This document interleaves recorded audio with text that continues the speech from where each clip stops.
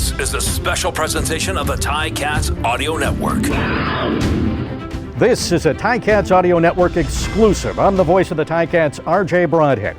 It was November 14th when the Tiger Cats acquired the negotiating rights for Bo Levi Mitchell. It took a couple of months, but the deal officially got done on January 24th. Fresh from signing a 3-year deal with the Ticats, I sat down with Bo Levi Mitchell.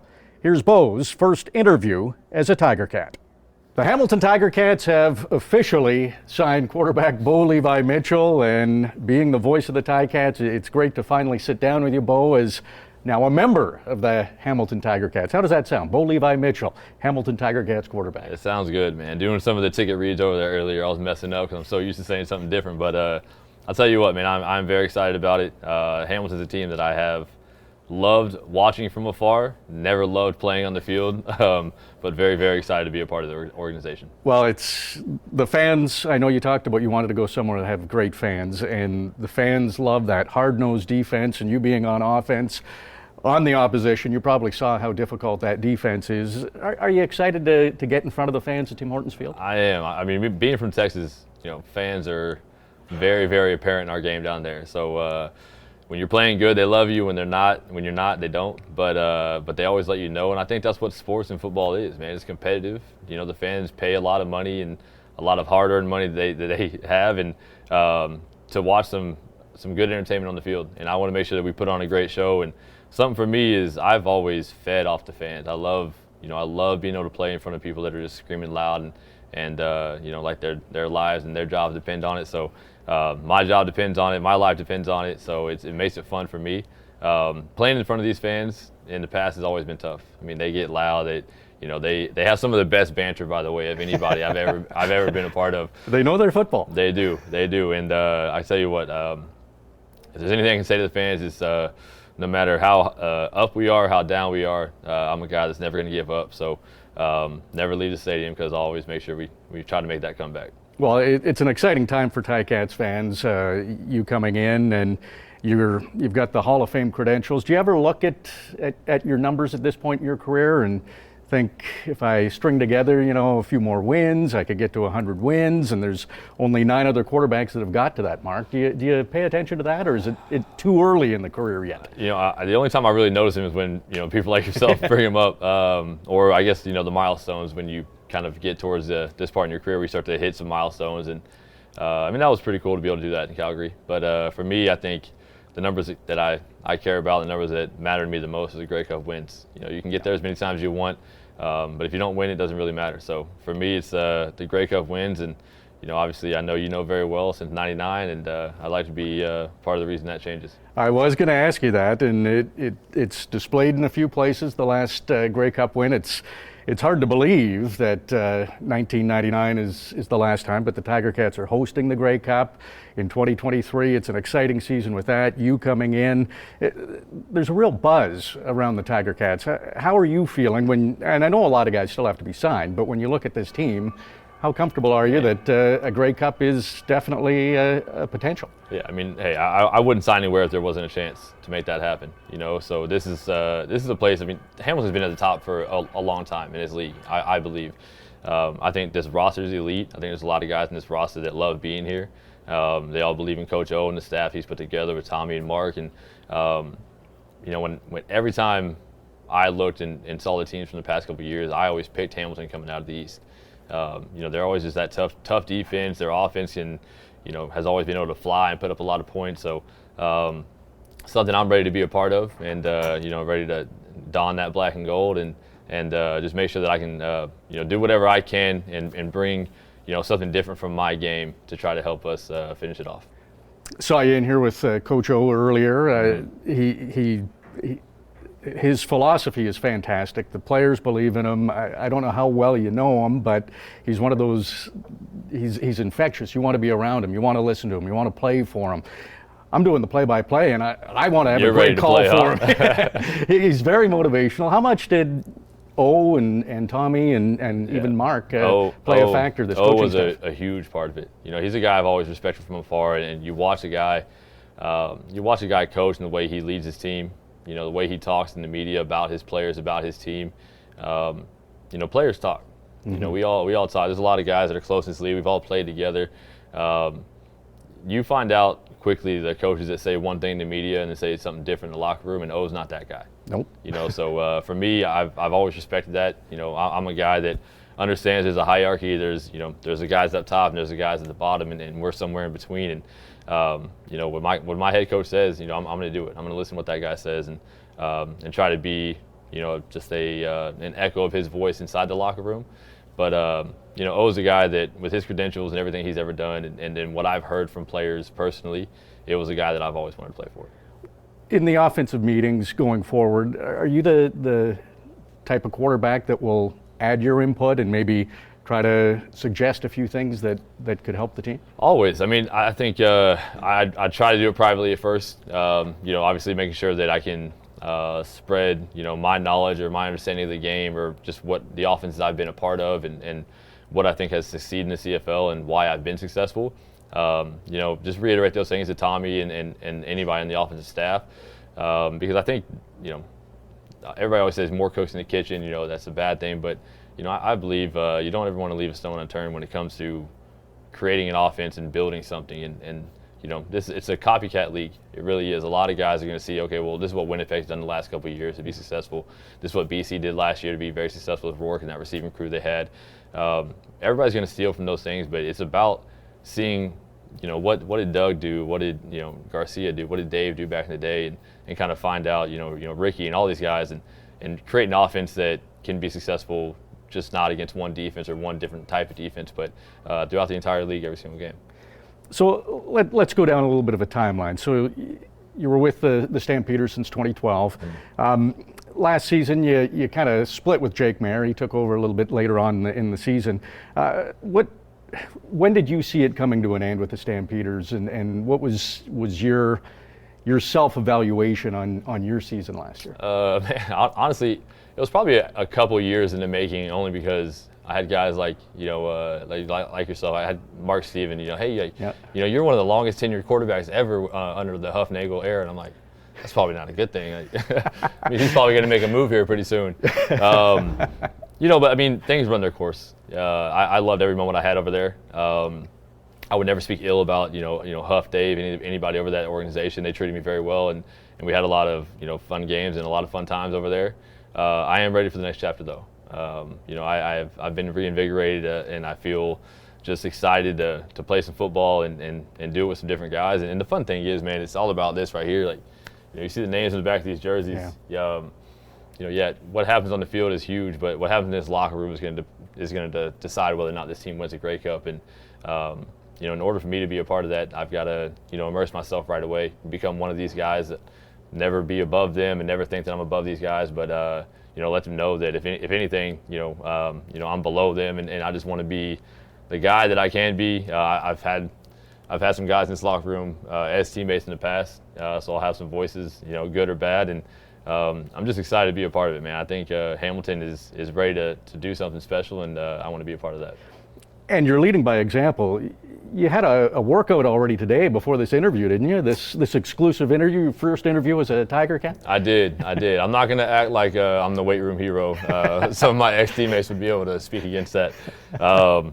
You know, I just think it's been a couple of years since I felt healthy. And, you know, this past year, being healthy all year, and then just my shoulder feeling so good, it's just I have that, you know, it just feels like that new body to be able to do whatever I want to do. I'm not in there doing rehab or the tedious small things. I get to get in there and throw around some weight and, you know, use the bars again. And, you know, that's for an athlete, man, it's fun because that's when we're at our best. So that is a big question, I'm sure, for Tiger Cats fans. Is your health, because you have battled some injuries, and you're saying you're 100%? Hey, I come to training camp and find out. Come to training camp and find out, man. Come see me on the field because, you know, I'm not a big guy to post like workout videos and things like that. Yep. But I can tell you, I will be with Braylon. I will be with some of these guys that are here right now. And yes, I am 100%. My body feels good. And 33 years old when the season starts, signed a 3-year deal. Does age matter? Man, I think Tom, Henry, yep. Those guys have proved that it doesn't. You know, I think as long as you're having fun, as long as you feel like you're producing, that's always been my biggest thing. Is I don't want to be a guy collecting a check at the end of my career. A guy that's just bouncing around from team to team. I told that to O and I told that to Scott when I was signing here. I said, listen, I'm making a decision to make this my second and next and only team. I want to make a career out of this. I want to be your franchise guy for as long as I can be and as long as we're winning. But I'm not going to go out there, to play football just to play football. I want to go out there to win. It's the only thing I care about when it comes to football is making sure that we win. And as long as I'm doing that, I'll keep playing. So when Hamilton acquired your negotiating rights on November 14th, it's a bit of a risk for a team, but we know how it ended, so it all worked out for the Tiger Cats and for you, hopefully. What were your thoughts when your negotiating rights got transferred to Hamilton? You knew that was really for 3 months the only team you'd negotiate with. Yeah, I mean, honestly, I'd walked in to tell Huff basically to release me so that I could start talking to teams. And when you have a young family, you live in Canada. You want to kind of know where you're going and whatnot. So I was going to go in there and tell them basically not to trade my rights. And before the conversation had even ended, he's like, by the way, we traded your rights to Hamilton. I was like, oh, okay. But it was nice because the reason I didn't want that to happen is because I didn't want the process to be, diminished at all for the team that maybe did do that. And selfishly, I didn't want to give Calgary any extra Canadian picks because they have a good Canadian roster. But I told O the moment he did it, I was like, if there was one team to do it, you guys are the team that I wanted to be able to do that with because this is the team that I've been wanting to play for a long time. So I am, when it happened at the moment, I was excited. O called me right away. Tommy called me. I got to talk to Scott a little bit. And it was exciting because I knew I'd said so much about, hey, I'm going to free agency no matter what. Yes. And I'm going to make sure I test these things out. And that was because I wanted to be able to talk to Hamilton. I wanted to be able to have a conversation with O and make sure that basically I wanted to know that Tommy wasn't going anywhere. I wanted to make sure Mark Washington wasn't going anywhere because, us players, we make a lot of things happen, but we need great coaches at the top. And this team has a great staff. So that was why Hamilton was at the top of your list? That is why, man. I mean, I play against these guys, so there's a lot of guys in this team that I want to be teammates with. Maybe tired of getting hit by. But this staff is tops in the league, and it's something that I think has a chance to do something great. So you spent your entire career in the West Division. Now you're in the East Division. Is there and a new team for the first time in your professional career? Is there a big learning curve, or you've been around long enough that you can put the pieces together pretty easily? I think I know everything about every team that I can. But then you asked me what Oski Wee Wee meant, and I was like, well, shit, maybe I don't know everything. I think it's just a Hamilton Tiger Cats greeting. You see a Ticats fan, you say Oski Wee Wee, and that's the greeting. I think that's the learning curve. I got to learn my ways around the histories and the history and the traditions of Hamilton, of mainly everybody in the East, but. There's a lot of great teams. This is a great league. Every single team in this league has a storied history and a great past, and I'm just glad to be able to be a part of another one. You ever look at your record against the East Division teams? I know against Hamilton you were 13-1. Yeah, I think last year when Dave Watford beat me to take the first loss to Hamilton, that's when I stopped looking at them. Well, you do have a very good record against Toronto, Ottawa, and Montreal as well, so that's a good sign for Ticats fans. You've won 2 Grey Cups, a couple of Most Outstanding Player awards. You've never missed the playoffs. I know the Tiger Cats wanted to bring in a winner. With that experience and being through all of that, how valuable is that to a team that is desperate to win a Grey Cup championship? I just hope I can be as valuable of an asset as they want me to be. I'm going to give them everything I have. As far as my body, my brain, and just make sure that Hamilton, this organization, the fans, and every single teammate in here knows that from this moment on, they're going to get everything I have, and it's going to be a lot because I've got a lot of knowledge about this game. There's a reason I think we've been very successful, and I have been successful in my past. A lot of that is my teammates around me, and so my communication with these guys has to be daily, hourly, all the time, and I'm going to bring everything I have to make sure that the win percentage continues to go up. Tiger Cats made the playoffs last year despite the turnover ratio that was not good. Pretty impressive to still make the playoffs with that. Has anybody talked to you about turnovers yet? No, they have not. But I knew you probably would. So as a quarterback, that is probably a bad word. Mm-hmm. A word we don't love. Yeah. That's right. And if that is cleaned up, you see it so many times in football, and you hear coaches talk and players talk, that it is a definite, tangible outcome of the game is winning that turnover battle. Yeah, I think special teams, penalty battle, and turnover battle are the three things that kind of drive you to wins. And obviously, turnover battle is a big one of that. But all those, I think, if you win two out of the three, you're like 75% chance to win a game, and you're like above 95% chance to win a game if you win all three. The turnover battle's, probably 50% of that.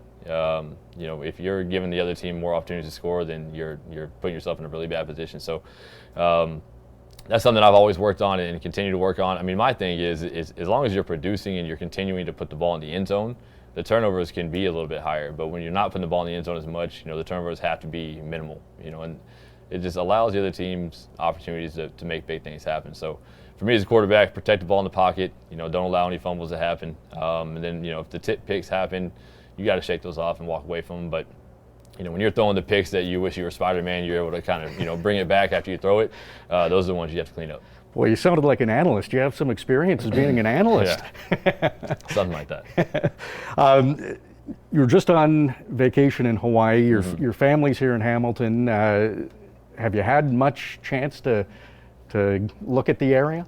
No. Well, when I came in December, I got to look around. So, I mean, honestly, the organization did a great job. They brought Maddie and I out, and we got to drive around and kind of see Burlington, Ancaster, a little bit of Oakville. Mm-hmm.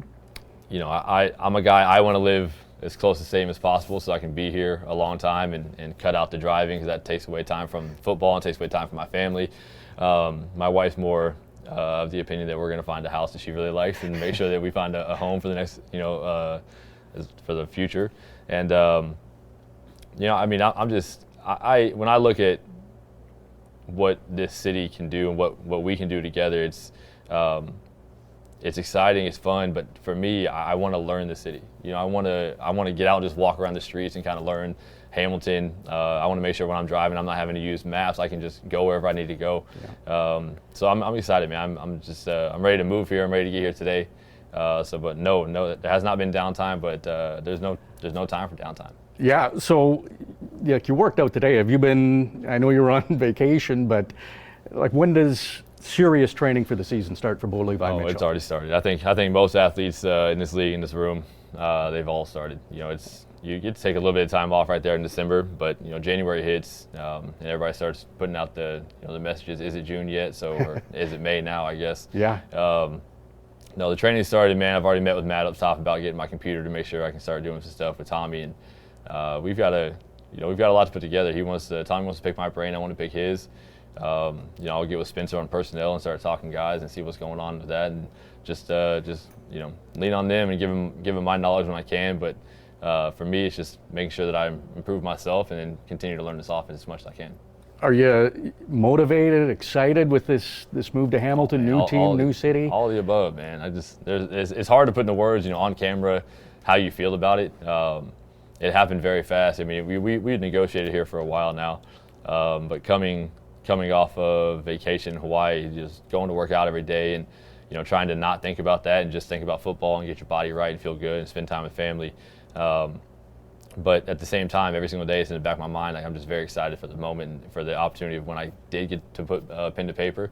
So getting to do that, 10, 15 minutes ago was a very exciting moment to have my girls in there, to have Maddie and then my two girls, Ellie and Lakey, in there to be a part of that is special. And now I get to show them the new stadium the dad's going to be playing in. Yeah, did you get some photos? Oh, yeah, always. Yeah, oh, that's fantastic. Finally, Bo, I know some players need to be signed and some things have to be finalized. You're going to talk to Tommy and but what are your expectations going into this season for the Hamilton Tiger Cats? I'll see you in the playoffs.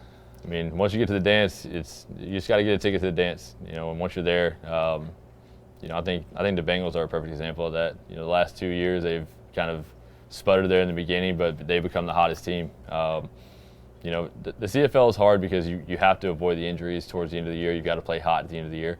But my expectations are, to be on that field when we're hosting a Grey Cup. Well, Bo, welcome to Hamilton, and can't wait to see you on the field. Yes, sir. Appreciate it. Bo Levi Mitchell, quarterback for the Hamilton Tiger Cats. This has been a special presentation of the Ticats Audio Network.